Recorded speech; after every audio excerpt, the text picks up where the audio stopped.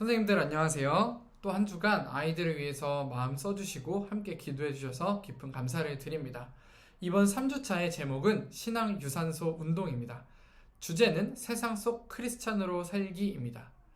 이번 3주차에서 핵심적인 키워드가 한 가지 있는데요. 그것은 바로 공감입니다. 하나님의 마음에 대한 공감, 그리고 이웃의 마음에 대한 공감, 이 공감을 통하여서 세상 속에서 크리스찬으로 살아가는 방법을 배우게 됩니다. 3주차를 시작할 때 지난 주차 교회란 무엇인가에 대해서 나눈 이야기들을 한번 복습해 주시면 좋겠습니다. 모이는 교회와 흩어지는 교회에 대하여 다시 한번 아이들에게 이야기해 주시고 자연스럽게 이제 교회를 이해했다면 교회 바깥 세상으로 달려나갈 수 있도록 아이들에게 마음의 준비를 시켜주시면 되겠습니다. 네, 우리의 삶, 첫 번째 호흡 맞추기에서 우리의 삶을 읽어보도록 하겠습니다. 유산소 운동에서 가장 중요한 것은 바로 호흡이다. 충분한 산소가 몸 안으로 들어오면서 몸 안의 지방과 같은 에너지원을 태워서 우리의 몸을 건강하게 하듯이 하나님은 사람을 창조하시고 그 코에 숨을 불어넣으심으로써 우리를 살아있는 영이 되게 하셨다. 그렇게 사람들은 함께 호흡하면서 살아가게 되었다. 우리는 흔히 무언가를 함께 하면서 서로를 잘 알아갈 때 호흡을 맞춘다라는 표현을 쓴다. 하지만 코로나 시대에 접어들며 갈수록 우리는 함께 호흡을 맞춰가는 일이 어려워지고 있다. 꼭 코와 입을 덮고 있는 마스크 때문만은 아니다. 코로나로 인한 많은 어려움과 피로로 인해서 서로의 마음이나 행동을 잘 이해하지 못하고 공감하지 못하기 때문이다. 코로나19 시대를 살아가는 오늘 함께 호흡하는 세상을 만들기 위해서 크리스찬으로서 가장 중요한 것은 무엇일까? 네, 이렇게 아이들에게 질문을 던져주시고 이제 활동으로는 감정 목록을 살펴보면서 지난 한 주간 나에게 있었던 감정을 모두 찾아봅니다. 그리고 그 중에서 3가지 대표적인 감정을 골라서 나에게 한 주간 있었던 일을 나누는 시간을 가지면 되겠습니다. 네, 이 오른쪽 페이지에 가면 기쁨, 불쾌, 분노, 두려움, 슬픔에 세부적으로 여러 가지 감정들이 있는데요. 이 중에서 아이들이 한 주간 들었던 감정들을 모두 체크해 보게 해주시고 그 중에서 3가지를 골라서 이제 있었던 일을 나누도록 해주세요. 먼저 아이들이 이 이야기를 나눌 때 정말 아이들이 내 이야기가 선생님께 공감받는다 라는 느낌이 들 수 있도록 선생님들께서 최선을 다해서 들어주시면 좋겠습니다. 고개를 끄덕여 주시고 아이들이 했던 말을 그대로 반복해 주시고 아이들의 마음에 아이들의 감정에 가르치기보다는 긍정해 주시고 그럴 수 있었겠다 할 수 있도록 해주시면 좋겠습니다. 네, 이렇게 공감을 한 이후에는 이제 말씀 들여다보기로 들어가겠습니다. 첫 번째 말씀을 함께 읽겠습니다. 히브리서 4장 15절입니다. 우리의 대제사장은 우리의 연약한 부분을 알고 계십니다. 이 땅에 계실 때 그분은 우리와 마찬가지로 시험을 받으셨습니다. 그러나 결코 죄를 짓지는 않으셨습니다.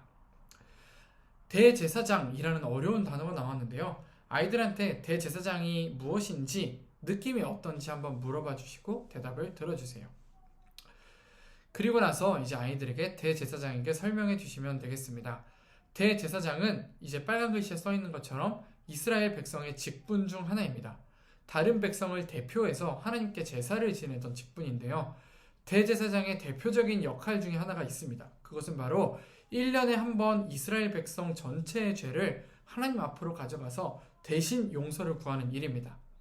이처럼 대제사장은 하나님과 이스라엘 백성들을 이어주는 아주 중요한 통로의 역할을 했습니다. 바로 이 대제사장이 있었기에 이스라엘 백성은 하나님을 계속 기억하며 믿음 생활을 지켜갈 수 있었습니다.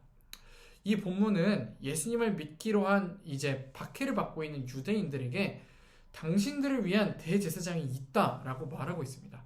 도대체 어떤 대제사장일까요? 그 다음 문제로 들어가 보도록 하겠습니다. 본문 속 대제사장은 어떤 사람인가? 오늘 함께 살펴보고 있는 히브리서 4장 15절에서의 대제사장은 조금 더 특별합니다. 그런 특징들을 3가지 찾아볼 수 있는데요. 첫 번째, 우리의 연약한 부분을 알고 계십니다. 두 번째, 우리와 마찬가지로 동일하게 시험을 받으셨습니다. 세 번째, 그러나 결코 죄를 짓지 않으셨습니다.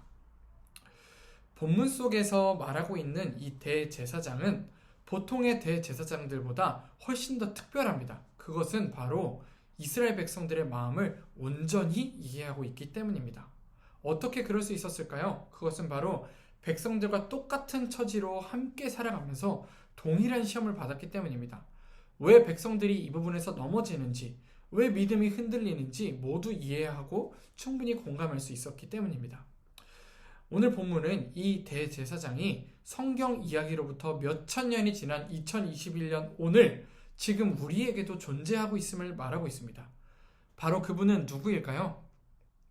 네, 바로 그분은 예수님입니다. 예수님은 그러면 우리와 어떻게 동일하게 시험을 받으셨을까요? 빌립보서 2장 6절에서 8절을 아이들이 찾아서 한 목소리로 읽도록 해주세요. 함께 읽겠습니다. 시작!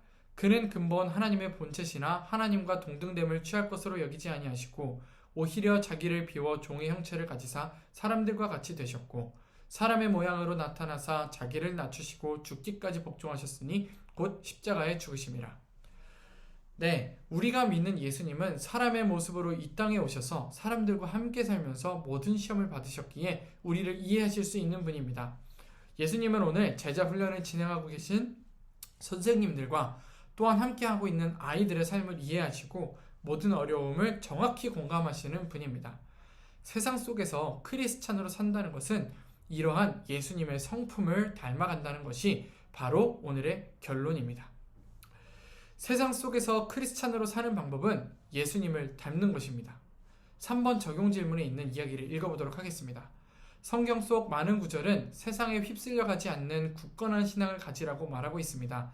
하지만 동시에 예수님의 모습을 통해서 알 수 있는 신앙의 모습은 철저히 세상 속으로 들어가 함께 살아가는 모습입니다. 예수님 닮은 신앙이란 세상과 분리되는 것이 아니라 오히려 세상 속에 어울려 함께 살아가면서도 하나님의 마음을 지키고 나누어 가는 것입니다. 적용 질문 2가지를 아이들에게 던져주시고 함께 생각해 보겠습니다. 첫 번째, 하나님의 마음을 알 수 있는 방법은 무엇이 있을까요? 하나님의 마음에 공감할 수 있는 방법은 무엇이 있을까요? 두 번째, 세상 속 이웃의 마음에 공감하기 위해 우리가 할 수 있는 것은 무엇이 있을까요? 아이들에게 한 가지씩 대답을 들어주시고 이제 마무리해 주시면 되겠습니다. 3주차 생활과제는 바로 영성일기인데 조금 특별한 영성일기입니다. 그것은 바로 매일 저녁에 그날 들었던 감정과 또 그 감정이 들게 했던 그 일에 대해서 기록하는 것입니다. 영성일기를 쓰되 그날 들었던 감정에 대해서 기록하고 또한 그 감정을 하나님과 함께 바라보면서 영성일기를 작성하는 것입니다. 여기에 예시가 있습니다. 함께 보겠습니다. 오늘 하루를 살면서 들었던 감정들은 부끄러움, 또 답답함, 속상함이었다. 계획대로라면 오늘 3시까지 영어 모의고사를 끝내고 저녁에는 오답노트를 했어야 했는데 그러지 못했다. 잘 하려고 해도 되지 않는 것이 속상하고 답답했다. 이 마음을 가지고 하나님께 기도했다. 기도하는 중에 왜인지 나의 이 답답함을 보시면서 함께 안타까워하시는 하나님을 생각하게 되었다. 직접 음성으로 말씀해 주신 것은 아니었지만 마치 너무 힘들어하지 말라고 조금 쉬어가도 괜찮다고 말씀해 주시는 듯했다. 오늘 들었던 감정들이 완전히 사라진 것은 아니지만 조금 더 부끄러워하기보다는 나 스스로를 사랑하고 열심히 해야겠다는 생각이 들었다. 네, 이런 식으로 그날 들었던 감정을 하나님 앞에 가져가 나누고 그것을 통하여 영성일기를 작성하면 됩니다. 네, 이렇게 아이들에게 과제를 주시고요. 또 한 주간 아이들이 잘하는지 중간에 점검하고 다시 한번 아이들을 위하여 기도하고 권면해 주시는 한 주가 되면 좋겠습니다. 네, 선생님 고생 많으셨고요. 또 한 주간 정말로 함께 세워지는 시간 되기를 소원합니다. 감사합니다.